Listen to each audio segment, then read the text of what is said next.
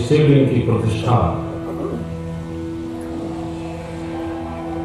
और उसका महात्म वर्णन किया गया है।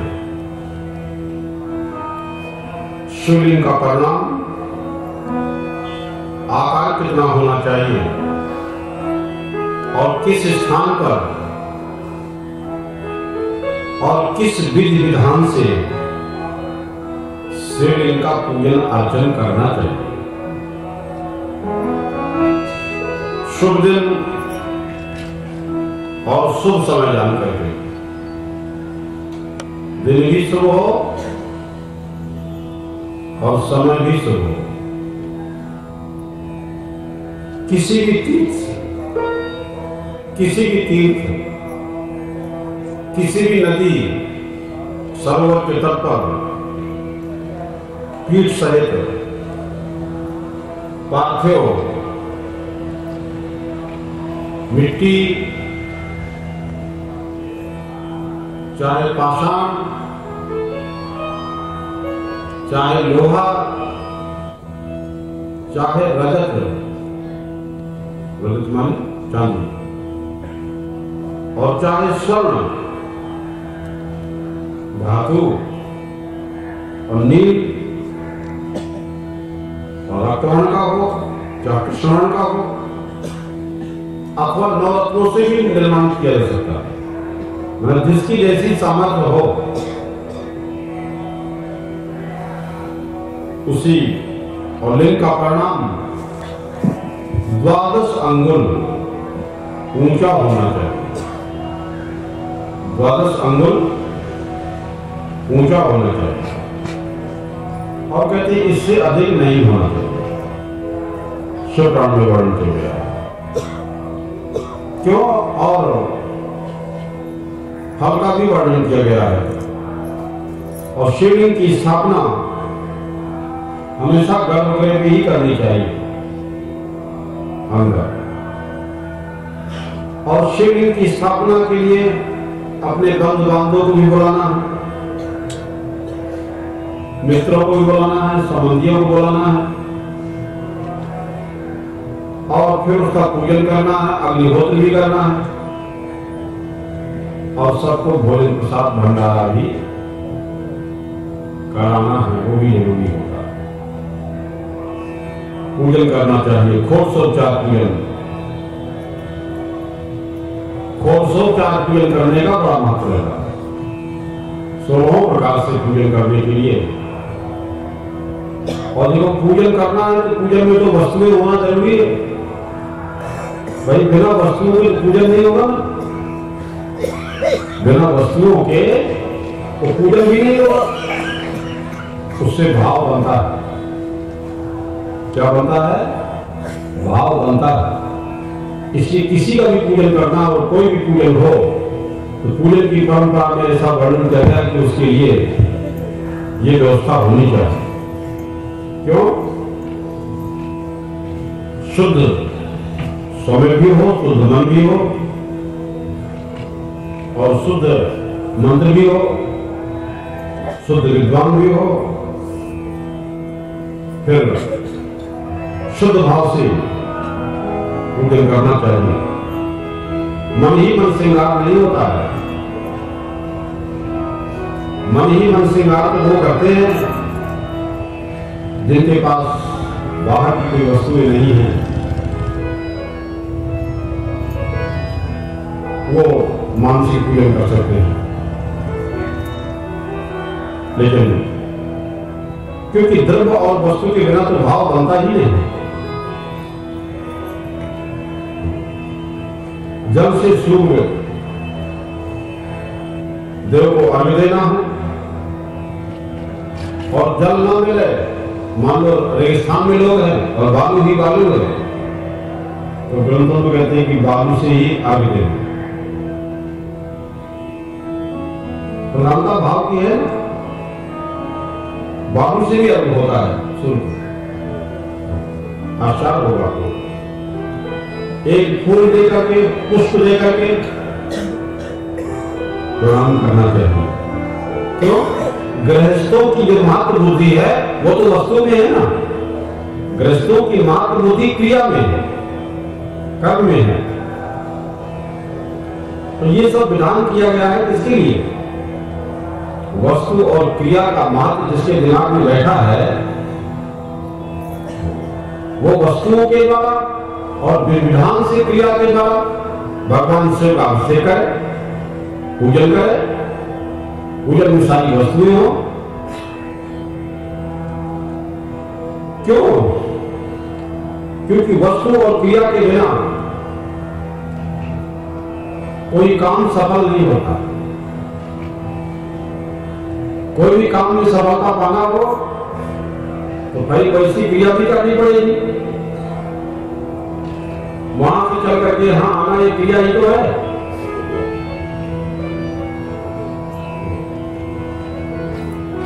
जब वस्तु साथ होती है, जब वस्तुएं साथ होती हैं तो संकल्प बनता है, और वस्तु नहीं तो संकल्प कैसे बनेगा? इसलिए संन्यास शास्त्र में कहते हैं काम संकल्प रहता। कामनाओं से और संकल्पों से जो अलग रहता है महात्मा, संन्यास शास्त्र में बोले वो ज्यादा सुखी रहता है, ज्यादा आनंद में, और ज्यादा संकल्प करने वाला, ज्यादा क्रियाओं में व्यस्त रहने वाला क्या है? ज्यादा संकल्प करना, ज्यादा क्रियाकर्म करना और गृहस्थों के लिए होता है। तो संकल्प के बिना भी कोई कर्म फलप्रद नहीं होता है। तो संकल्प भी सब गृहस्थाश्रम वालों के लिए होता है। क्या है? ये धर्मशास्त्र का पक्का नियम है। देखा तो जीवन में ये सब की आवश्यकता पड़ती है। देखा जीवन में सभी की आवश्यकता पड़ती है। हर व्यक्ति के जीवन में इसकी आवश्यकता है। भगवान का पूजन भी करना है, विधि विधान से शास्त्रोक्त पूजन करना है, और शास्त्रोक्त पूजन करने के लिए कोई विद्वान और कोई आचार्य तो होना ही चाहिए, तभी तो विधि विधान से पूजन करेगा। और साथ ही साथ जैसे अपना होम समाप्त हो जाए, हवन समाप्त हो जाए, तो विद्वानों ब्राह्मणों को दक्षिणा देना है, उन्हें भोजन कराना है। और भोग, और अंत में ऐसे लोग क्या करते हैं, बोले ऐसे आचरण वाला व्यक्ति भोग भोगता हुआ और प्रलय काल तक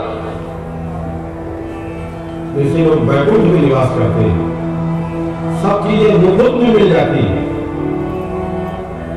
कोई चीज खरीदना नहीं पड़ता, वहीं सब आ जाता है। तो ऐसे पुण्यात्माओं को अगले जन्म में इस जन्म का किया हुआ सत्कर्म, धर्म और पुण्य, और इस जन्म का किया हुआ भगवान का पूजन और दान और अभिषेक और धर्म का काम आता है, वो मरता नहीं, जरा ध्यान रखना। कर्म प्रधान विश्व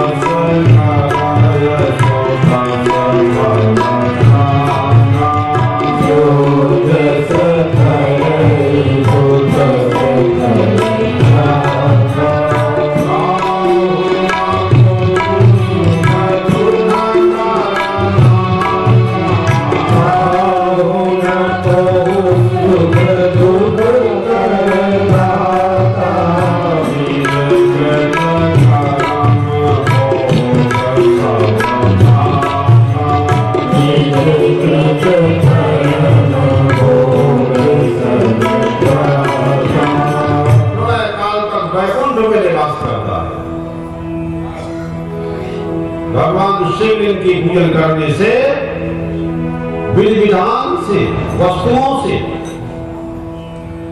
सांगोपांग विधि विधान से पूजन करने से फल प्राप्त होता है। प्रणव के स्थान पर पंचाक्षर शिव नाम नमः शिवाय के जप से शंकर जी जल्दी प्रसन्न हो जाते हैं।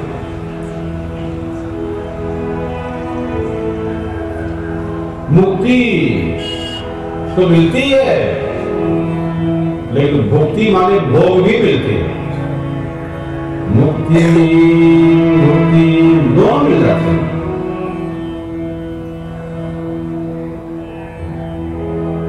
ब्रह्मा विष्णु को अपनी अपनी आयु की दिन है, और उसका समय न रात्रि है न दिन है। दिन रात न होने से जन्म मरण का प्रपंच भी नहीं रहता है। ध्यान रखना, आत्मस्वरूप में स्थिति, आत्मा राम ही मुक्ति है, और वो शिव जी की पूजन से, शिव जी की कीर्तन से, शिव जी के दर्शन और अनुग्रह से सहज में ही सुलभ हो जाती है। जिस प्रकार सूर्य की किरणों से, जैसे सूर्य की किरणों के आसपास की अशुद्धि का निवारण हो जाता है, और प्रखर सूर्य जब निकलता है तो कोयला, धुंध और अंधकार सब दूर हो जाता है। उसी प्रकार एक अक्षर मंत्र, कल ओम जिसे बोलते वो एक अक्षर मंत्र है। ये तो उनके लिए है, किसके लिए? कि खाली संन्यास आश्रम में रहने वालों की, जिसे मात्र मुक्ति और मोक्ष चाहिए, क्या है वही उसी के लिए है, अकेले उसी के लिए है। जिसे कुछ भी नहीं चाहिए और सर्वस्व का त्याग किया हो, और जिसे कुछ भी ना चाहिए उसके लिए, जिसे एक ही चाहिए क्या है, खाली मात्र उसके लिए है। और जिसे और कुछ चाहिए जो गृहस्थाश्रम में है, उन्हें उसके साथ नमः शिवाय करते। पंचाक्षर ओंकार, पंचाक्षर शिव मंत्र नमः शिवाय की जप से शिव जी प्रसन्न होते हैं और आत्माराम की स्थिति मनुष्य को प्राप्त हो जाती है जब शिव प्रसन्न हो। इच्छत फल बिन शिव अवराधे, इच्छत फल बिन शिव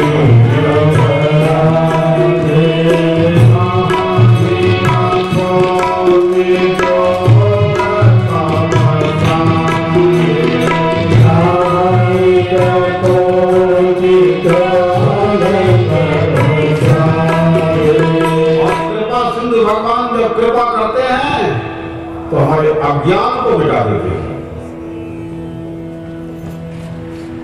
अज्ञान को मिटा देते हैं। और जब अज्ञान दूर हो जाता तो शिव ज्ञान की प्राप्ति हो जाती है, और जब शिव ज्ञान की प्राप्ति हो जाती है तो मनुष्य को संसार में कुछ भी शेष नहीं रहता। लेकिन ज्ञान की प्राप्ति के लिए श्रद्धा अनिवार्य है। श्रद्धावान लभते ज्ञानम्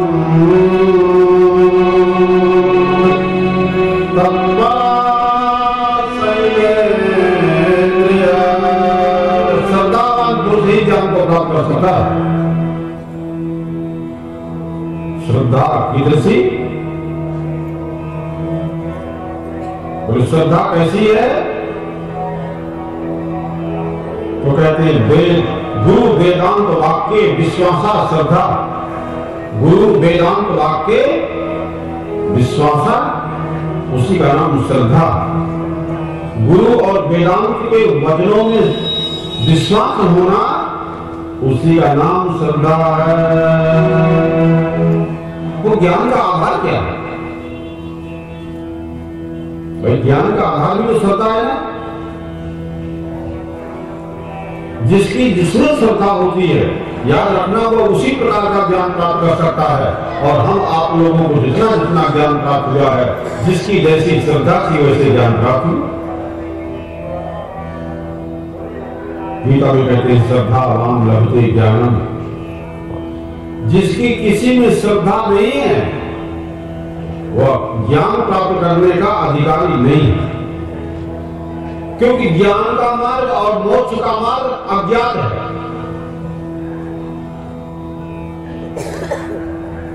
ज्ञान का मार्ग और मोक्ष का मार्ग अज्ञात है। और इस अज्ञात मार्ग में चलने के लिए किसी जानकार जो उस मार्ग में चल चुका हो, वैसे गुरु की आवश्यकता हो। क्या है? जो इस मार्ग में पहले जा चुका हो, पूर्व में जा चुका हो, और उसे शिष्यों के साथ मिलकर चलना पड़ता है, उनको अपने साथ मिला के चलना पड़ता है। वो जिस कक्षा में है उसी कक्षा में उसे करना पड़ता है, और उसको साथ में। और कक्षा 5 के बच्चे को पढ़ाना है MA BA का, PhD का, तो क्या करेगा?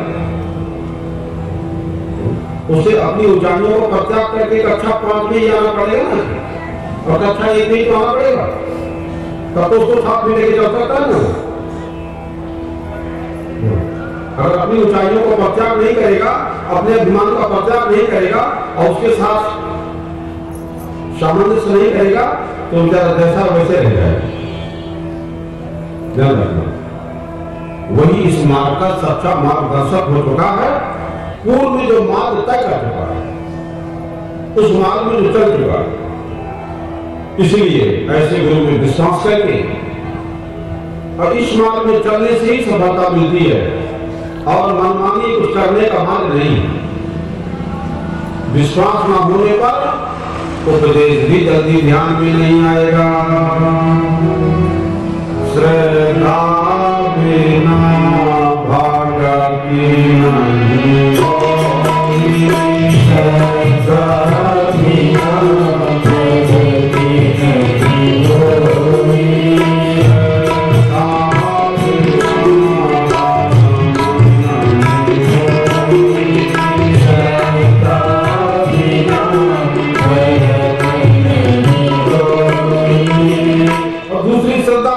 पहले तो गुरु में श्रद्धा और वेदांत वाक्यों में श्रद्धा करना है।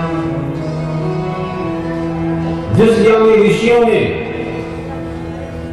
हिमालय में रहकर के, एकांत में रहकर के, गुरु के चरण कमलों का आश्रय लेकर के कठिन श्रम साधना तपस्या करके जिन्होंने सत्य को जाना, उन गुरुओं में और उनकी वाणी में श्रद्धा विश्वास रख करके ही इस मार्ग में चलना चाहिए, दूसरा कोई मार्ग नहीं, जिससे उपलब्धि निश्चित हो जाए। और जिन नारियों को उपलब्धि हुई है वह इसी तरीके से हुई है। गुरु बिना भगवती गीता, गुरु बिना भगवती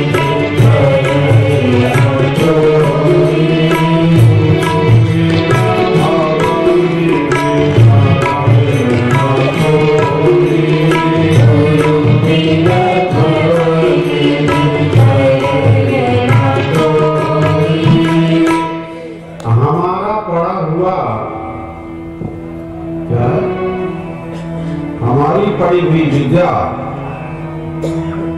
क्या आपको स्वयं पढ़ना पड़ेगा, एक एक कदम में स्वयं को ही चलना पड़ेगा।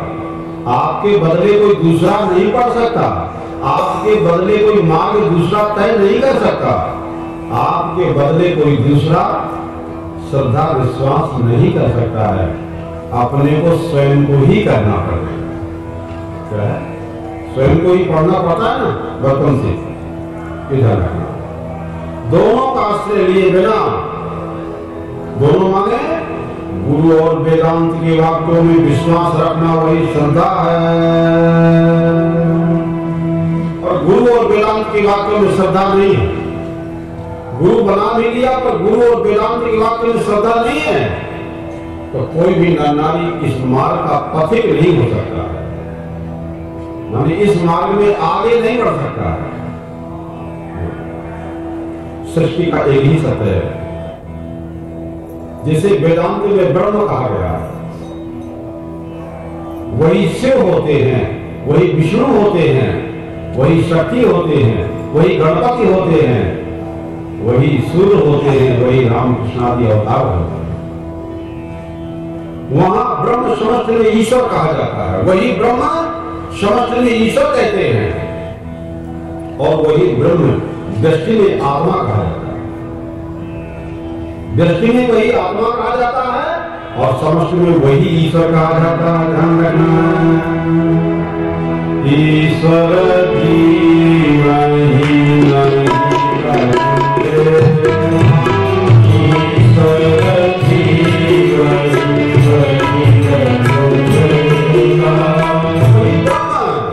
वही ब्रह्म समष्टि में ईश्वर कहा जाता है और व्यष्टि में वही आत्मा कहा जाता है। इसको मत भूलना, ये बड़ी महत्वपूर्ण चीज है। क्या यही से सब काम आगे बढ़ेगा?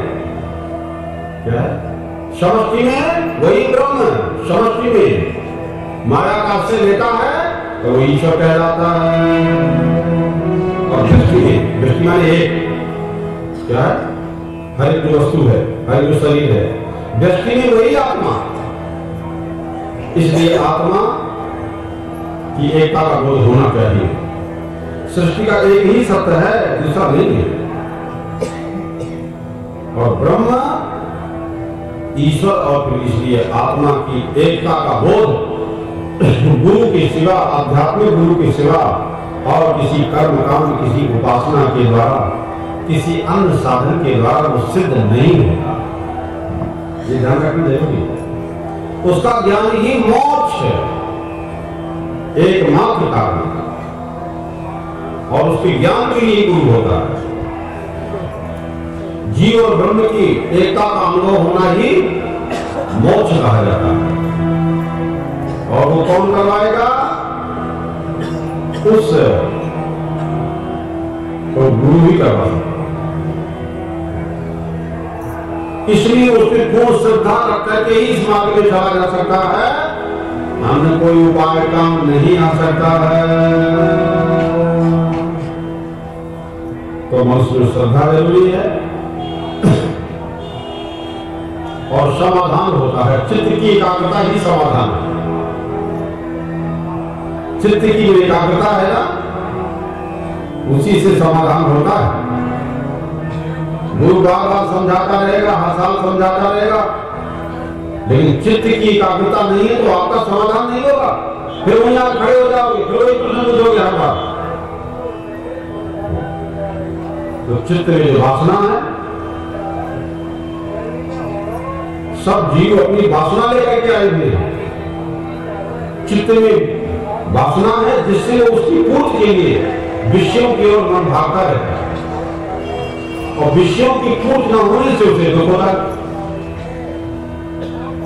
इसीलिए दुखों का कारण केवल वासना कहेंगे, और जिस जीवों वासना नहीं है उसे तो कोई दुखी नहीं होता है। जब कोई वस्तु किसी को दुख नहीं देती, कोई वस्तु दुख नहीं देती, क्या है, कोई व्यक्ति दुख नहीं देता, हमारी वासना ही हमको जो देती है, ऐसा वेदांत शास्त्र कहता है और ऐसा शिव पुराण कहता है। इसलिए जीव के वासना अपने ज्ञान में बाहर के विषयों की जो गंध भर जाती है कि इसके बिना हम जीवित नहीं रहेंगे, इसके बिना हम सुखी नहीं रहेंगे, उसका नाम वासना होता है। ज्ञान में बाहर के विषयों की गंध भर जाती है। क्या है? अब वो गंध निकलती है जब आप शिव पुराण को सुनोगे। बिन हरि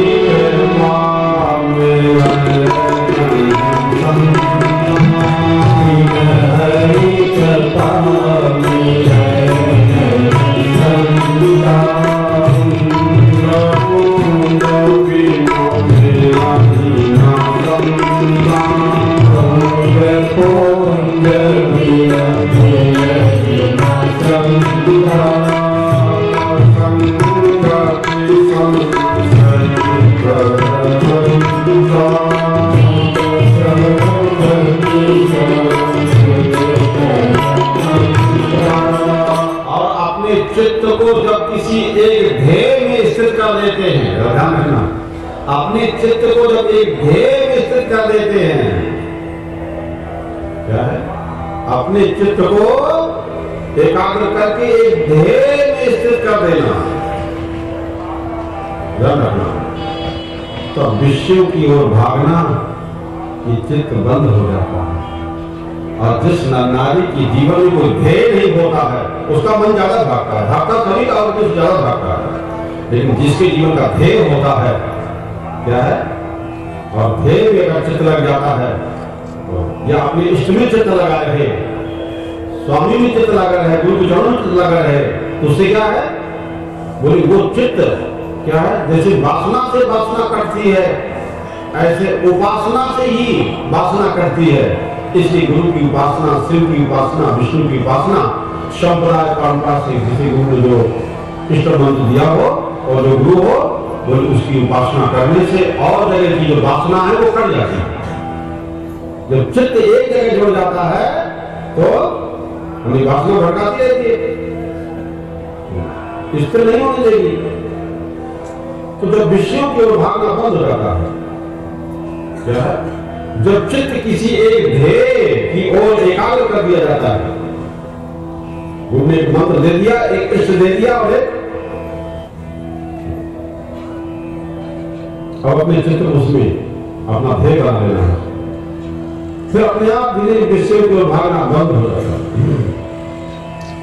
फिर धीरे धीरे सभी समस्याओं का समाधान धीरे धीरे अपने आप जुड़ जाता है, घबराए नहीं पड़ेगा। अगर बैठ गए तो हम गड़बड़ हो जाएगा, उसमें बहुत टाइम बर्बाद होता है। साधकों का समय बहुत बर्बाद हो जाता है यदि बैठ गए काम में, कहीं क्रोध में, कहीं लोभ में, कहीं मोह में, कहीं अहंकार में, कहीं दोष दूरी कर गए, क्या तो वो ध्येय ही से आदमी अलग हो जाता है। झूठी पूजा पाठ करता रहता है लेकिन सफलता नहीं मिल पाती। इधर। तो सभी समस्याओं का ध्यान धीरे धीरे अपने आप हो जाता है। चित्त की एकाग्रता से आत्मा का ज्ञान भी होता है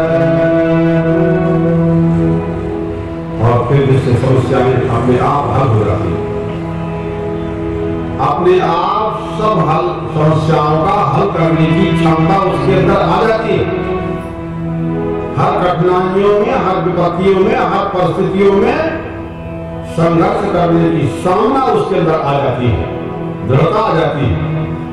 गुण आप विचार ले, गुण में भारी से भारी, बड़े से बड़े दुखों से, परिस्थितियों से घबराता नहीं, क्या है, धैर्य पूर्वक उन सबका मुकाबला करते हुए आगे बढ़ता रहता है।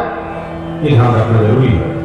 विषयों से हटकर के मन जब ब्रह्म में पूर्ण रूप से स्थिर हो जाता है तो संसार की समस्याओं का समाधान तो जो अपने आप होता है। जाहि विधि राखे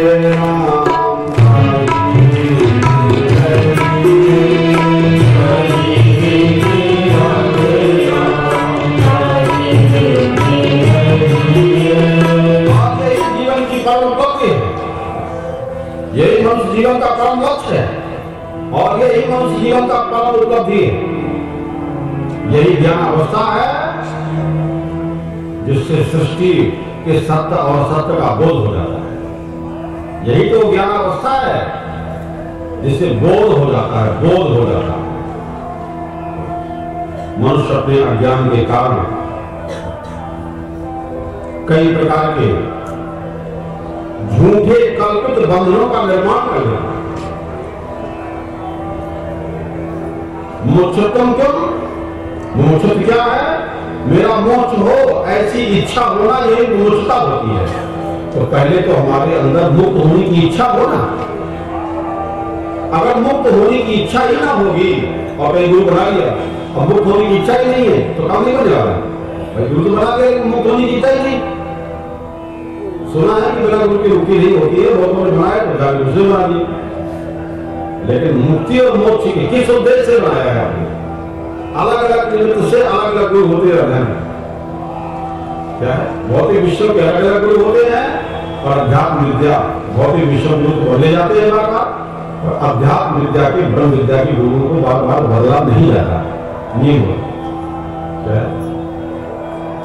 तो मनुष्य अपने अज्ञान के कारण कई प्रकार के झूठे कल्पित बंधनों का निर्माण कर लेता है और ये सब निर्माण उसकी झूठी कल्पना क्या है, निर्माण करके और सब झूठे बंधनों में बधा देता है, जिससे जीवन भर दुख भोगता है, जिससे वो जीवन भर दुख भोगता है। और इतने बंधनों में वो अपने आप को बांध लेता है कि उनसे उसका निकलना कठिन हो जाता है। क्योंकि वैराग्य हो तब आदमी वहां से निकल सकता है। दुख निवृत्ति का एकमात्र उपाय ज्ञान प्राप्त करना है। तो ज्ञान प्राप्त की प्रबल इच्छा हमारे अंदर पहले जागृत हो जाना, इसी का नाम विमोक्षित होता है।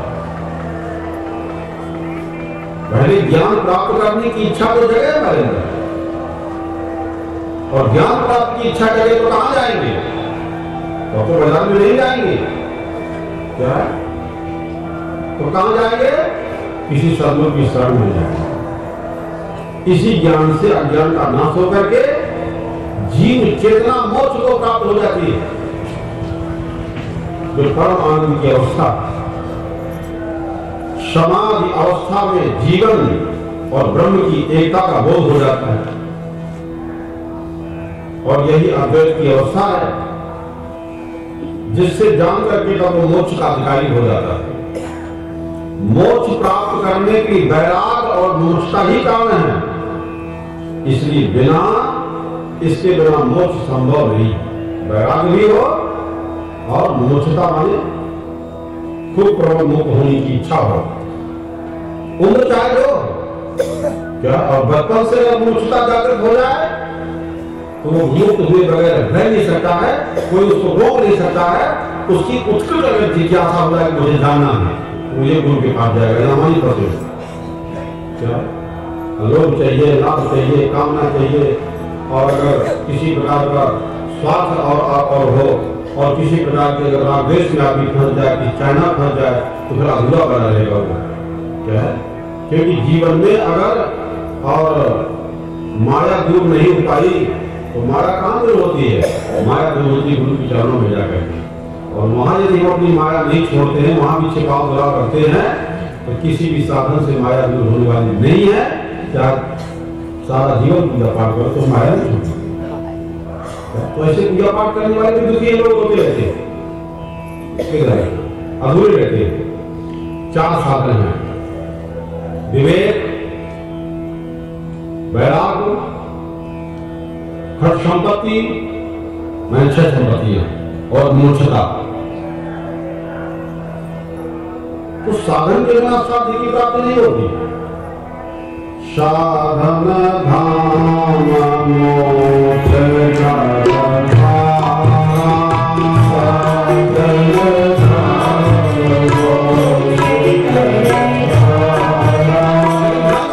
साधन को प्राप्त कर लेना ही जीवन में सब सच्चा व साध नहीं है। साधन होता क्यों है? जो हमारा लक्ष्य है, जो हमारा ध्येय है, वहां पर पहुंचने में हमें सहायता हो जाए, मदद हो जाए और हम आसानी से पहुंच जाए। गाड़ी मोटर ले लिया, साधन हो गया, और गाड़ी मोटर रखना ही समझ वाली बात थोड़ी है। हमारा लक्ष्य कहाँ पहुंचना है? जहां हमारा लक्ष्य था वहां आ गए आप लोग।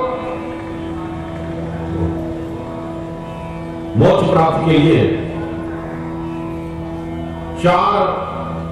चारों की साधना करने से विवेक प्राप्त होता है, जो मोक्ष का कारण बनती है। और चारों की साधना अनिवार्य है: विवेक, वैराग्य, खट संपत्ति और मोक्षता।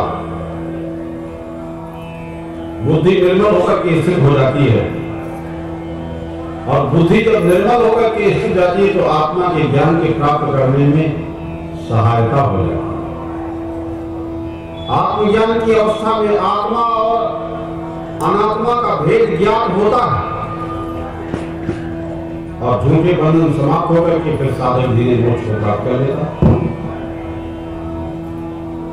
तो मनुष्य शरीर में आत्मा ही एकमात्र चेतन तत्व है, और बाकी जितनी भी सब चीजें हैं वो सब जड़ तत्वों से निर्मित है। उस चेतन आत्मा की शक्ति से ही सक्रिय होकर के शरीर की सारी इंद्रियां, सारी रसनाड़ियां, सारी सब अपने अपने काम करते हैं। आत्मा के अभाव में पुनः जड़ हो जाते हैं। इसलिए एक आत्मा ही सत्य है, और अन्य सब भ्रांति बस ही चैतन्य मालूम पड़ता है, सच्चा मालूम पड़ता है। झूठे वजह ही सत्य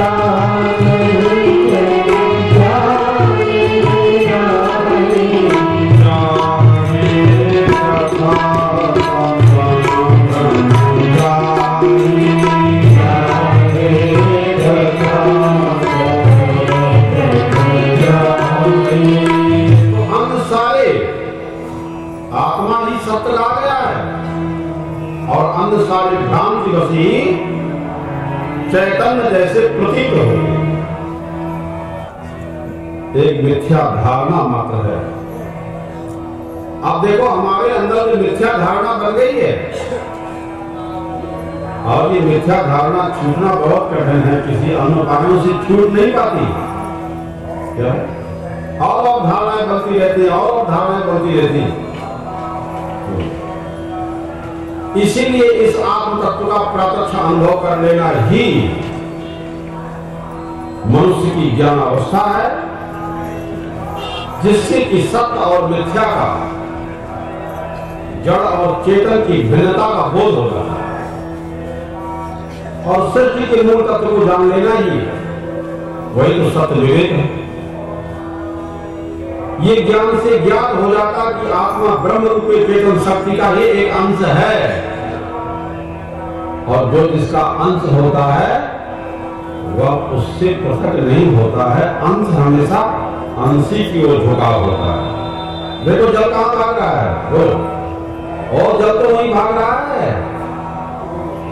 क्या है? जहां जाकर जल भागा है सागर की ओर। क्या है? सारे संसार में कहीं भी बरसात हो, एक दूसरे से मिलते मिलते हिमालय से निकलने वाली नदियां गंगा और यमुना और आकर के यहाँ पर प्रयाग में मिल गई, संगम हो। और इसमें कितनी नदियां मिल गई, लेकिन नाम तो गंगा यमुना का रहा और यहाँ से नाम किसका रहा? नाम एक का ही चलता है, बड़े का नाम चलता है। छोटा बड़े मिल गया तो छोटे का नाम खत्म, बड़े मिल गया, हमारा नाम खत्म। हम तुम्हें भगवान मिल गए तो अपने नाम का तो अभिमान ही नहीं रहा। ये नाम का अभिमान, रूप का अभिमान, क्रिया का अभिमान, यही तो राग द्वेष कराता, यही तो फंसाता, यही तो लड़ाता है। जब बड़े भी मिल गए तो क्या, तो जड़ में फिर आसक्ति कहां रह गई और अभिमान कहां रह गया और दुख कहां रह गया? ये ध्यान रखना। तो ज्ञान हो जाता है कि यह आत्मा ब्रह्म रूपी चेतन शक्ति का ही अंश है, तो दोनों में कोई भेद और अंतर नहीं है, ये बोध हो जाता है। दोनों में कोई अंतर और भेद नहीं है। और गंगा जमुना यहाँ पर मिल गया, कोई भेद रह गया क्या वहां? और सागर में गए कोई भेद है क्या? ढूंढ जाकर के वहां गंगा भैया कहाँ है? और ढूंढ जाकर गंगा भैया कहाँ है? और कितनी नदियां मिल गई, ढूंढो सोनू कहाँ पर है, शरीर वहां पर ढूंढ जाकर के वहां। क्या परिश्रम बेकार जाएगा भैया? तो बेकार परिश्रम तुम लोगों का न जाए, तुम लोगों का परिश्रम सफल हो जाए, तुम लोगों का इससे प्रयाग कुंभ में आना सफल हो जाए। इसलिए हम आप लोगों को शिव पुराण के माध्यम से शिव तत्व का वर्णन करें। शिव पद का माला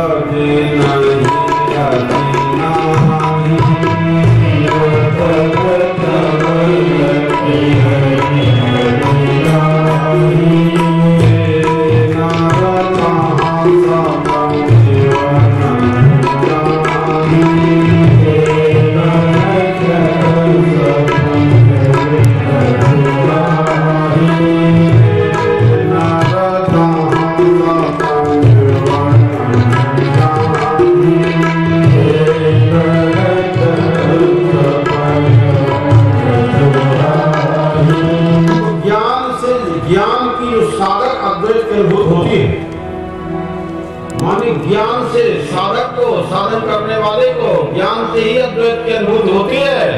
तो बराबर कोई प्रेरणा देने वाला होना चाहिए, बराबर कोई बताने वाला होना चाहिए, बराबर कोई दिशा निर्देश करने वाला होना चाहिए। क्या है? ये ध्यान रखना, जो सृष्टि का एकमात्र सत्य है, अन्य सब सारे नाम, सारे रूप और सारी क्रिया बिल्कुल मिथ्या है। और इसको सत्य समझना ये भ्रांति है, जो अज्ञान के कारण ही ये भ्रम पैदा हुआ है।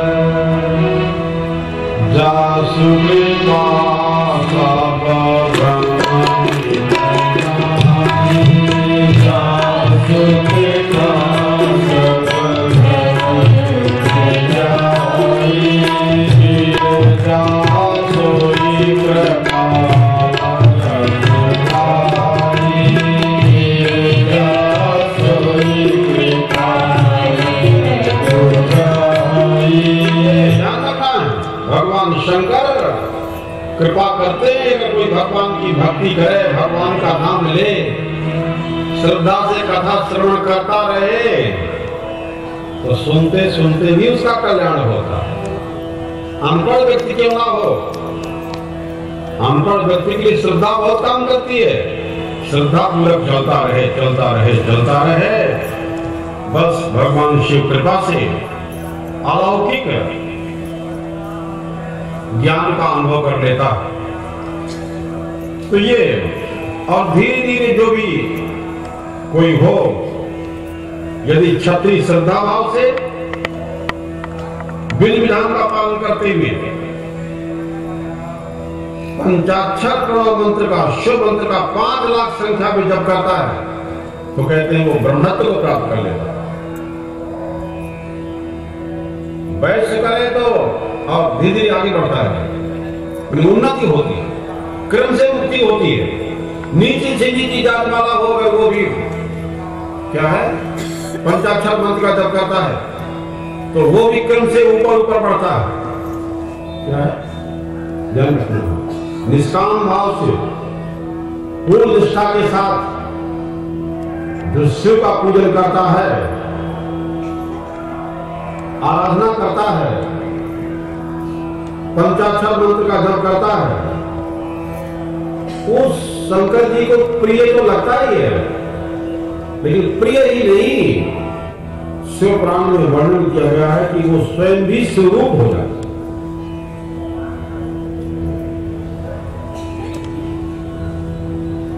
जमुना मिल गई गंगा जाकर तो गंगा भी हो गई कि नहीं हो गई, और गंगा में जितनी नदियां मिल गई तो गंगा भी हो गई कि नहीं, और गंगा समुद्र मिल गई, समुद्र भी हो गई कि नहीं। बड़े में मिलकर के वही रूप हो जाना है, तो अपने नाम रूप का अभिमान रहे, और अपने नाम रूप का क्रिया का अभिमान अलग से करना, यही तो सब झगड़ों की जड़ है। और कोई सब झगड़े की जड़ यही है। तो भगवान शिव तत्व के लाखों ज्ञाताओं ने ध्यान लीन भक्ति की महिमा तो अपरंपार है। शिव के लाखों करोड़ों अनंत भक्त होते हैं, लेकिन ध्यान में भगवान शिव का ध्यान करने वाले करोड़ों ध्यानियों में, ध्यान करने वाले बहुत होते हैं, उन करोड़ों ध्यानियों में समाधिस्थ और विशिष्ट अतिरिक्त उसका दूसरा बड़ा महत्व, शिव जी के फल को प्राप्त कर लेते हैं। और शिव जी की महिमा का कोई वर्णन कर नहीं सकता है, संपूर्ण वर्णन नहीं हो सकता है।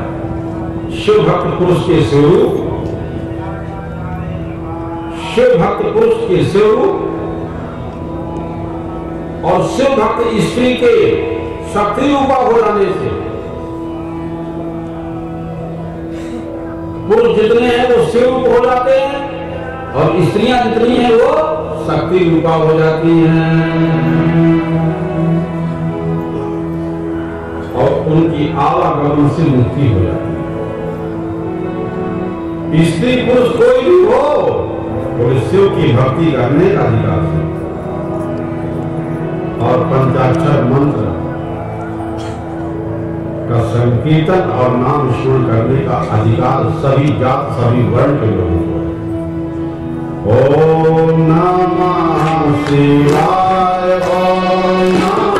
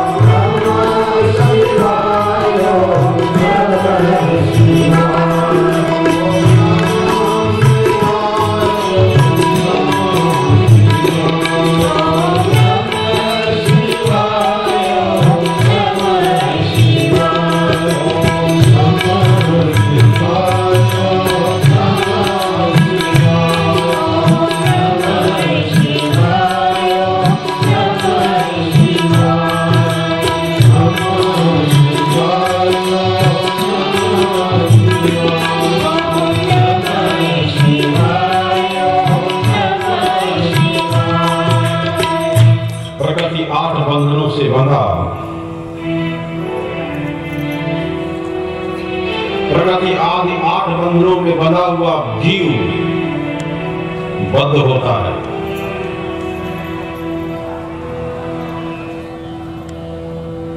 और इन बंधनों से मुक्त कहलाता है। प्रकृति से परे है बुद्धि, ध्यान रखना, जो बुद्धि है ना वो प्रकृति से परे है, प्रकृति से परे है बुद्धि, और बुद्धि से परे गुणात्मक अहंकार है। और फिर 5 तन्मात्राएं हैं। 5 तन्मात्राएं माने शब्द, स्पर्श, रूप, रस। शरीर 3 प्रकार का है। हमारा तो शरीर जो है ना वो 3 प्रकार का है। स्थूल शरीर दिख रहा है, सूक्ष्म शरीर और कारण शरीर।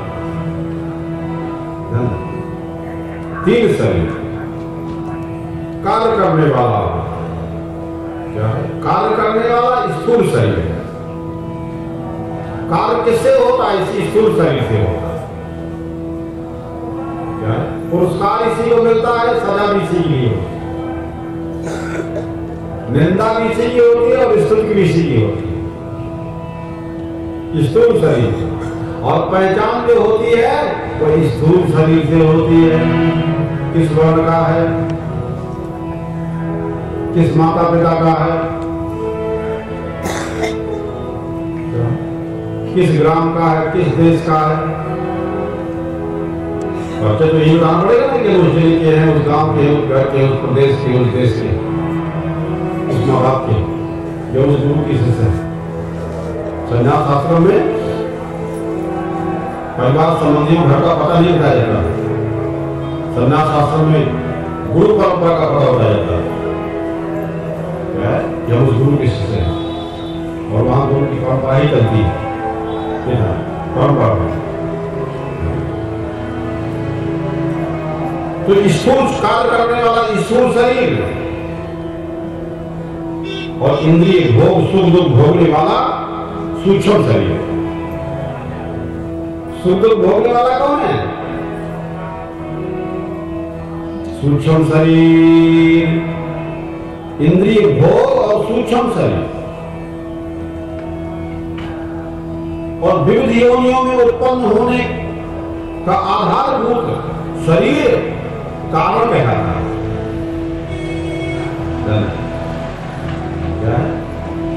विविध योनियों में उत्पन्न होने का आधारभूत क्या है? और कारण शरीर है ना, और कारण शरीर जब नाश हो जाता है, क्या है? अविद्या को ही कारण कहते हैं। जब अविद्या नहीं रह गई, पुनर्जन्म न विद्यते, जन्म मरण का खेल खत्म हो जाता है। जन्मत मारत दूसर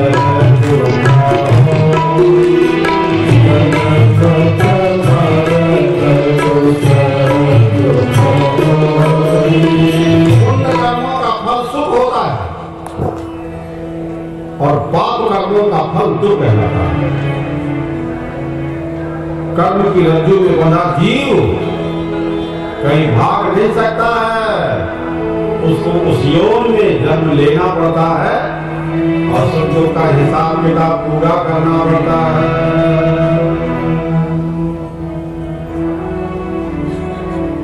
कर्म की रस्सी में बंधा हुआ है जीव। हर जीव कर्म की रस्सी से बंधा हुआ है, बंध के आया है। जीव चक्र के समान, जीव तो चक्र के समान विविध योनियों में घूमता है, और चक्र की डोर भगवान शिव जी के हाथ में है, जो प्रकृति से परे है।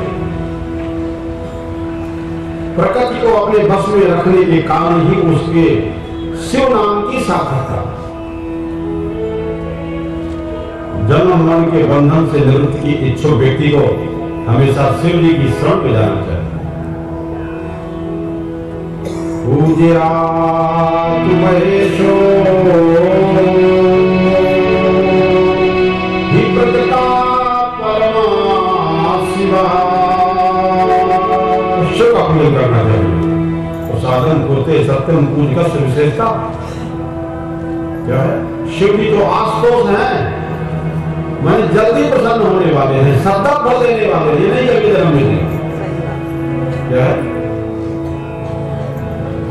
शिव समान दाता नहीं, जल्दी देने वाले हैं। शिव समान दाता नहीं,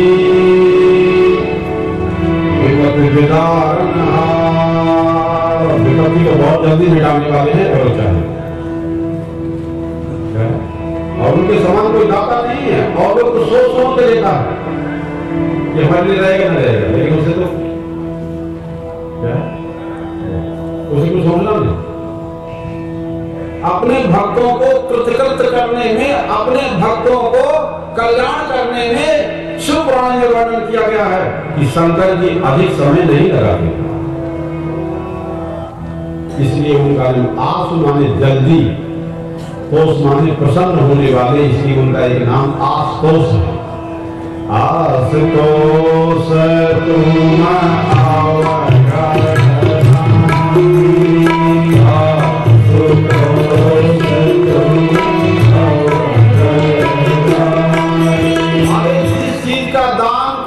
तुम नहीं कर सकता है, उसे संकल्प कर देते अपने भक्तों को। क्या?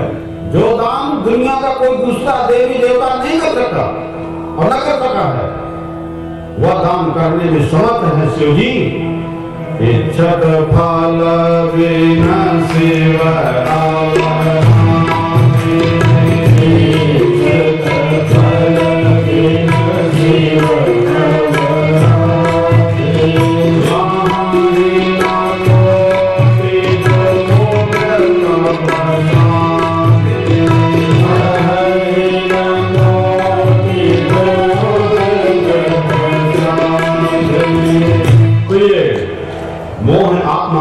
स्थिति, मोह आत्माराम की स्थिति है। इसके 4 रूप हैं। शिवलोक में शिव और शिवा के समीप वास का नाम उसे सामीप्य कहते हैं। उसको सामीप्य मुक्ति, जैसे आपको नजदीक हो ना तो ये भी मुक्ति है। हमारा आपका नजदीक है ना इसी का में, तो ये भी कितने जंजाल से आपकी मुक्ति हुई। यहाँ पे गलत आदमी नहीं आ सकता, नशा नहीं करा सकता, गलत नहीं हो सकता, गलत काम नहीं कर सकता। क्या है? गुरु की शांति में, संरक्षण में और इस प्राग क्षेत्र में सिर्फ सबसे बड़े लोग जहाँ शब्द महात्मा ऋषि महर्षि हैं, धर्मगुरु हैं, सबकी प्रशंसा है। तो इसके 4 रूप हैं। शिवलोक में शिव शिवा के समीप वास का नाम, शिवलोक में शिव और शिवा मान शंकर पार्वती के समीप वास करना, उनका सेवक होकर के रहना, वह भी एक मुक्ति होती है जिसका नाम होता है सामीप्य मुक्ति। महापुरुषों की समीपता प्राप्त हो जाए, महापुरुषों का संघर्ष बनी प्राप्त हो गया। सूरज यहाँ रहे तो मुझे मिल गया क्या? सूरज पटेल जी तुम्हें से आए, 1 महीने का मिल गया। अगर 1 महीने का मिल गया तो और मिल सकता है क्या? मोड़ करना है। मोड़ तो भाई व्यापार में होता, दुनिया में होता है, यहाँ पे बोल तो नहीं किसी के साथ। तो शिव और शिव शक्ति के समीप, शंकर पार्वती के समीप, समीप बोलते हैं, समीप नजदीक रहना, उनका सेवक होकर के रहना, क्या है? निष्काम सेवक होकर के रहना, यह भी एक मुक्ति होती है। 4 प्रकार की मुक्ति होती है। 4 प्रकार की मुक्ति में ये भी एक मुक्ति है कि आप लोग अच्छे स्थान पर आ गए हो। क्या है? जो जिस प्रकार की सेवा कर रहे हैं, तन से कर रहे हैं, धन से कर रहे हैं, मन से कर रहे हैं, उन्हें हमें सामीप्यता तो मिली है। इसलिए वो कोई भी ओम की निंदा कभी नहीं करना चाहिए, क्योंकि उनको समीपता मिली हुई है और वो समीपता का अधिकार आपको भी तो है। अपनी ओर क्यों नहीं देख पा रहे? और वो समीपता अगर हमें नहीं मिल पा रही, किसी को मिली हुई है, तो ये उसकी श्रद्धा, उसकी भक्ति है ना। गाली देने की निंदा करने की जरूरत क्या है? दोस्त तो अपने को पढ़ेगा ना, गाली देने वाली को निंदा की, उसको पढ़ेगा, उसको तो पढ़ना नहीं। क्या है? इसलिए बराबर ध्यान रखना चाहिए, यही सोचना चाहिए जैसे कि इनको समीपता मिली है ऐसे हमें भी समीपता मिले और हम भी समीप रह सके, जितना अधिक से अधिक हो सके। किसी की बात होगी जो इस करने की जरूरत क्या है? तो शिव और सेवा से अभिन्न होकर के बिना, वो तो अलग चीज हो गई। समीप रह करके, समीप रह करके, समीप रह करके सेवा करना समीपता हो गई। क्या हो गई? समीपता हो गई। लेकिन शिव और शिवा से, शंकर पार्वती से अभिन्न होकर के उसको सायुज्य मुक्ति कहते हैं। सायुज्य माने एकदम जुड़ जाए, समीप माने नजदीक रहना। क्या है? नजदीक हो। क्या है? क्या है? देखिए ना, दूर दूर रह करके, दूर दूर रह करके समीप और अभिन्न होकर के वास करना, उसको सायुज्य बोलते हैं। सायुज्य माने एकदम जुड़ जाना, सर्वात्मा पूर्ण रूप से जुड़ जाना। क्या है? तो आदमी दूर रह करके भी जुड़ा रहता है, दूर रह करके भी आदमी जुड़ा रहता है ना। भगवान शिव और भगवती शिवा के नित्य दर्शन लाभ का सौभाग्य होता रहे तो ये सालों को मुक्ति होगी। माने उनका रोज दर्शन होता रहे तो उनके लोग भी जाना पड़ेगा ना दर्शन करने के लिए, ये सालों को मुक्ति होती है। और शिव पार्वती के रूप की प्राप्ति हो जाना, माने अपने इष्ट के रूप की प्राप्ति हो जाना, उसको शास्त्र में कहते हैं सारूप मुक्ति। वो उसी रूप को प्राप्त होगा, और ऊंची चीज होगी, उसी रूप को प्राप्त हो गया। वैसे गंगा मैया सागर में जाकर के सागर के रूप को प्राप्त हो गई, समझे? और उससे अलग नहीं जा सकते, और ना अलग होने का प्रयास हो सकता, कैसे रखेंगे? और जो नदियां गंगा में मिल गई उन्हें का कैसे करोगे? नहीं करो ना, यहां से गंगा सागर से लेकर के और जाकर चले जाओ उधर, कहां? गंगोत्री तक करो, प्रयाग करो। कई जन्म ले लोगे, मर जाओगे तो नहीं होगा, टाइम बेकार जाएगा, व्यर्थ जाएगा। क्या है? तो इसलिए व्यर्थ की भागदौड़, व्यक्ति की व्यर्थ का विचार नहीं करना है। हम सब लोगों को भगवान से तादात्म्य करते हुए, समीपता रखते हुए, सालोकता रखते हुए और सायुज्य रखते हुए ये 4 प्रकार की मुक्तियों का वर्णन किया गया है। लेकिन एक मुक्ति और होती है जिसका नाम होता है कैवल्य मुक्ति।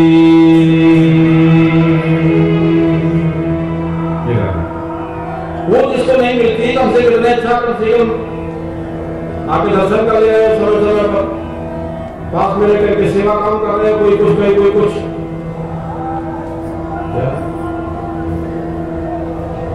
तो जिस प्रकार से जठराग्नि, जठराग्नि माने हमारे तुम्हारे पेट में एक आग होती है, इसका नाम है जठराग्नि, जो हमारे तुम्हारे भोजन को पचाती है, उसे बोलते हैं जठराग्नि।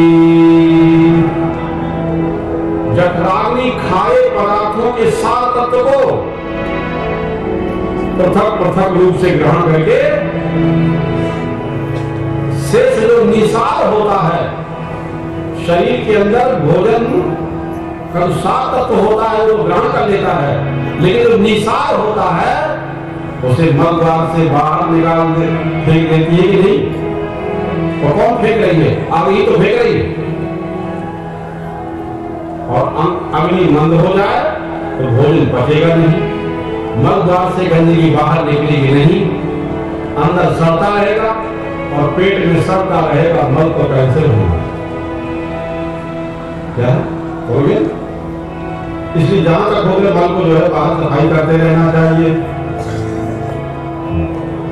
तो जैसे मल साफ हो जाता है तो आप कहते हो हल्के हो गए, अच्छा लग रहा है, और आपके पेट में मल भरा रहे तो आपको अपने आप मालूम पड़ जाता है कि भाई हमारे मन में गैजेट हो गई है। ऐसे आपका मन जब साफ हो जाता है तो आपको अपने आप हल्का हल्का लगता है, और आपका मन जब और आपका मन जब साफ नहीं होता है तो आपको ही बोझा बोझा भारी भारी लगता है। किसी के प्रमाण की जरूरत नहीं है, आप स्वयं समझ लो। क्या है, हम स्वयं समझ जाते हैं कि हमारा मन साफ हो गया है। तो जैसे शरीर का मन साफ होता है, ऐसे मन का भी एक मैल होता है, और मन का जब मैल साफ होता है तो तब कहीं अध्यात्म समझ में आता है, तब कहीं शिव समझ में आता है, और तब कहीं शिव की कृपा का बोध होगा। क्या है, ध्यान रखना। तो जिस प्रकार से भगवान शिव अपने भक्तों के शुभाशुभ कर्मों के फल को सुरक्षित करने के लिए, भगवान शिव अपने भक्तों के शुभ अशुभ कर्मों के फल को सुरक्षित करके और उनके कर्मों के निशान को नष्ट कर देता है। जैसे भोजन पचा देता है कि नहीं, तो साफ रक्त है तो अंदर रख लेता है, उसी से वीर बनता है, उसी से हड्डी मांस और मल और उससे रक्त और खून की वृद्धि होती है उसी के बाद। और जो निशान है मलबा से बाहर। ऐसे भगवान क्या करते हैं कि जीव के कर्मों को जो निसार कर्म है वो निकाल के बाहर फेंकते हैं, और उनके जो अच्छे अच्छे कर्म हैं उन कर्मों को फल सुरक्षित रख लेते हैं कि इसको फल प्रदान किया जाएगा, और उसमें जो बुराई है वो मिटाते रहते हैं। शंकर गुरु अपने शिष्यों की बुराई, अपने अज्ञान को मिटाते रहते हैं, ये उनका कार्य है। ध्यान रखना, जिससे जीव कर्म बंधन से मुक्त हो जाता है और उसको पता भी नहीं चलता है। ये काम आसानी से होता रहता है। रात खा के सो जाते हैं, अंदर भोजन पचता रहता है, दिमाग में चलता है क्या है, तो ऐसे गुरुता तो अपना कार्य करता रहता है, सृष्टि में से तो अपना काम करता रहता है। क्या है, और हमें लोग पता ही नहीं चलता। शिव समान दाता नहीं, शिव समान दाता नहीं। सभी देवियों में शैवी शक्ति के समान, सभी देवियों में शैवी शक्ति के समान, सभी लिंगों में पार्थिव लिंग की पूजा का विशेष महत्व। सभी देवियों में पार्वती की पूजा, शक्ति की पूजा, और सभी लिंगों में पार्थिव लिंग, पार्थिव लिंग मिट्टी की शरीर बना के पूजा करते हैं। पार्थिव लिंग के पूजन से बड़ा लाभ होता है। लाभ के लिए तो आदमी व्यापार करता है, लाभ के लिए तो आदमी धंधा करता है, तो पार्थिव शिवलिंग की पूजा करने से धन बढ़ता है, धन बढ़ता है, धन बढ़ता है, धन धान, धन अलग है, धान अलग है। क्या है, धन धान, आयु बल और यश की वृद्धि होती है शिव का पूजन करने से। इस संसार में इससे कोई उत्तम साधन मनुष्य के कल्याण के लिए नहीं है, ये बात सिर्फ पुराण में वर्णन है। सर्वोत्तम साधन व्यास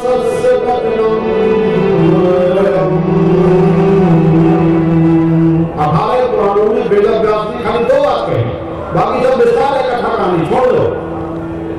क्या है, 2 बातों को भूल मत, भगवान को क्या है, और ये कि आप उसे बचा जाए, बोलने से भी पाप होगा। क्या है, इंद्रियों से तो पाप, ये भी जीवित एक इंद्रिय है, गलत बोलने से भी पाप हो जाता है, उससे झगड़ा हो जाता है, भाई भाई करता तो बोलने में, साथ बोलने, तो सावधान रहना है सबको। अमृत लेके जाओ यहां से। क्या है, ये क्या है, अमृत लेके जाओ। तो इसी प्रकार से ये शरीर विकारी है और चैतन्य स्वरूप आत्मा इससे अलग है। ये शरीर आत्मा नहीं है, ध्यान रखना है सभी को। और सूक्ष्म शरीर क्या है, अपंचीकृत। अपंचीकृत जानते हैं, परस्पर मिले, परस्पर बिना मिले, पंच महाभूतों से,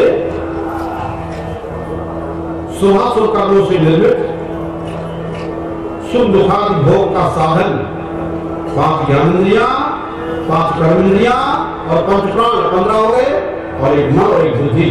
ये 17 कलाओं का जो समुदाय है इसको सूक्ष्म शरीर कहते हैं। सूक्ष्म शरीर का निर्माण जिन तत्वों से होता है वो तत्व सूक्ष्म शरीर में पहले से ही, स्थूल शरीर सूक्ष्म शरीर में पहले से ही सूक्ष्म रूप में विद्यमान रहते हैं। जैसे बड़ का वृक्ष है, पीपल का वृक्ष है, तो छोटे से बीज में सारे वृक्ष को निर्माण करने की शक्ति रहती है कि नहीं रहती है? छोटे से बीज वो दिखती नहीं है, बीज दिखता है। ऐसे सूक्ष्म शरीर में स्थूल शरीर को प्रकट करने की शक्ति रहती है। सब बीज भरा रहता है, और उसका बीज कहां रहता है? कारण शरीर में रहता है, जो स्थूल शरीर का कारण बनते हैं। सूक्ष्म शरीर में विद्यमान रहता है, और वही सूक्ष्म शरीर स्थूल शरीर में परिवर्तित हो जाता है। और सूक्ष्म शरीर में ये 5 महाभूत परस्पर मिले रहते हैं। उसी सूक्ष्म भूत में सब मिले हैं। उसमें मिट्टी भी है, उसमें आग भी है, उसमें हवा भी है, और उसमें पानी भी है, उसमें आकाश भी है, पत्थर भी है, 5 चीजें हैं। इसका निर्माण भी शुभाशुभ कर्मों से होता है। उसका भी निर्माण शुभाशुभ कर्मों से होता है। शुभ दुख आदि भोग इसी शरीर से होते हैं। इसके न रहने पर सुख दुखों का भोग होता ही नहीं है। बिना शरीरधारी, बिना शरीर के सुख दुख का भोग ही नहीं हो सकता। स्थूल शरीर को 5 ज्ञानेंद्रियां, 5 कर्मेंद्रियां, 5 प्राण, और इनमें सूक्ष्म रूप में विद्यमान रहते हैं। सूक्ष्म रूप माने तो आंख से दिखाई नहीं पड़ेगा, मन से मालूम नहीं पड़ेगा, लेकिन वैज्ञानिक परीक्षण किया जाएगा तो बीच में सारी की सारी चीजें विद्यमान होंगी जो बची है। और मन बुद्धि इसमें रहती है। मन बुद्धि, हम तुम अपना मन बुद्धि लेकर के आए हैं, जैसे जिसकी प्रकार संस्कार पुराना है। 17 कलाओं के समुदाय को सूक्ष्म शरीर कहा जाता है, और स्थूल शरीर की तो मृत्यु हो गई, और वो सूक्ष्म शरीर सूक्ष्म लोगों को विघटन करता रहता, और उसकी अवस्था समाप्त होने के बाद पुनः फिर वह स्थूल शरीर को फिर प्राप्त कर देता है। मनुष्य का मनुष्य बन सकता है, पशु योनि में जा सकता है, पशु का मनुष्य बन सकता है। अंदर पिंडस उद्भुत कैसा उसका संस्कार है, कैसा उसका भोग है, वो सब उस पर निर्भर करता है। तो ब्रह्मा जी काम है कि सकल सुंदर बना देना, वैसा क्या उनका काम निरंतर चलता रहता। तो सृष्टि में 5 तत्वों का है जिनका निर्माण हुआ है, और ये है आकाश, वायु, अग्नि, जल और पृथ्वी। इन 5 में आकाश का गुण क्या है? शब्द। और वायु का गुण क्या है? स्पर्श। और अग्नि का गुण है रूप, और जल का गुण है रस, और पृथ्वी का गुण है गंध। जहां जहां गंध मालूम पड़े ना तो समझ लो कि ये तो पृथ्वी का गुण है। अरे हमारे शरीर में तो पृथ्वी है। इन 5 गुणों के ज्ञान के लिए शरीर में 5 ज्ञानेंद्रियों का विकास हुआ। शब्द, स्पर्श, रूप, रस, गंध, इन 5 का ज्ञान करने के लिए शरीर में 5 ज्ञानेंद्रियों का विकास हुआ है, जो अपने अपने विषय के ज्ञान को ग्रहण करती है। जैसे आंख जो है वो रूप को ग्रहण करती है, जैसे कान है वो शब्द को ग्रहण करती है, नासिका है वो गंध को ग्रहण करती है, और त्वचा है वो स्पर्श को ग्रहण करती है। एक इंद्रिय को दूसरे विषय का ज्ञान नहीं होता। एक इंद्रिय को दूसरे विषय का ज्ञान नहीं होता। जैसे कान का विषय शब्द को ग्रहण करना है, कान का काम क्या है? खाली शब्द को सुनना, इतना ही। और जो आकाश गुण क्या है? जो और आकाश गुण क्या है? शब्द की तरंगें आकाश के द्वारा, हमारे तुम्हारी शब्द की जो तरंगें है ना, वो आकाश के द्वारा एक दूसरे के कान में पहुंचती हैं आकाश के द्वारा। ध्यान रखना, आकाश के द्वारा पहुंचती है। और इनका देवता क्या है? दिशा, जिससे चारों ओर फैल जाती है, चारों ओर फैल जाती है। इसी प्रकार त्वचा का विषय क्या है? स्पर्श का ज्ञान। कोई ठोस वस्तु है, कोई मुलायम वस्तु है, कोई सख्त है, कोई गर्म है, कोई ठंडी है। ये ज्ञान त्वचा के स्पर्श के द्वारा ही होता है। बिना त्वचा के अन्य इंद्रियों से ये ज्ञान नहीं हो सकता है। और इसके देवता है वायु देवता। हर इंद्रियों के देवता हैं, बिना इंद्रियों के देवता नहीं है। देवता की आवश्यकता सदा पड़ेगी। बिना त्वचा के अन्य इंद्रियों का ज्ञान नहीं हो सकता। और शरीर की वायु शक्ति से इसका ज्ञान होता है। और शरीर में वायु शक्ति नहीं है तो ज्ञान ही नहीं होगा। तीसरी ज्ञानेंद्रिय चक्षु माने आंख है, और जिसका काम है विषय रूप ग्रहण करना। संसार में जो वस्तु दिखाई पड़ती है उनके आकार, उनके और रूप का ज्ञान आंख से होता है। बिना आंख के किसी भी वस्तु का रूप दिखाई नहीं पड़ सकता। इनके देवता सूर्य है। नेत्र हमारे तुम्हारे अलग है, सूरज भी अलग अलग रहेगा क्या? तो हमारे तुम्हारे सबके नेत्रों का देवता सूर्य है। क्या मनुष्य हो, क्या दो प्राणी हो, सूर्य देवता होगा कि नहीं? सूर्य देवता ना होगा तो हमारे नेत्रों से कुछ भी दिखाई नहीं पड़ेगा, अंधकार पड़ा रहेगा। और जिस सूर्य देवता है, जिसकी प्रकाश शक्ति से सारी वस्तुएं दिखाई पड़ती है, आंखों की तेज शक्ति ही, आंखों की जो तेज शक्ति है वही रूप को ग्रहण करती है। रूप का ग्रहण करना ये अन्य किसी इंद्रिय से नहीं हो सकता है, आंख की शक्ति से होता है। इसी का रस का ज्ञान रसना माने जीव से होता है। खट्टा, मीठा, चटपटा, विभिन्न प्रकार के रसों का ज्ञान कराती है ये जीव। और इसके देवता कौन है? वरुण देवता, जो जल के देवता है। सारे संसार में जितनी नदियों का, समुद्रों का, सारे संसार में जितना जल है उनके देवता है वरुण देवता। इन्हीं की शक्ति से, इन्हीं की शक्ति से जीव को विभिन्न रसों का ज्ञान है। देवता को नाराज नहीं करना। इसलिए हमारे सनातन धर्म में देवताओं का आदर होता है, देवताओं का पूजन होता है, देवताओं का बहिष्कार नहीं करना कि हमें जरूरत नहीं है। क्या है? क्योंकि हमारे तुम्हारे कान अलग अलग हैं और दिशा, हमारे जीव अलग अलग है और रस का ज्ञान अलग है। जलते ग्रहणेंद्रिय माने नाक का कार्य है गंध को ग्रहण करना, और गंध पृथ्वी का गुण है। गंध भी विभिन्न प्रकार की होती है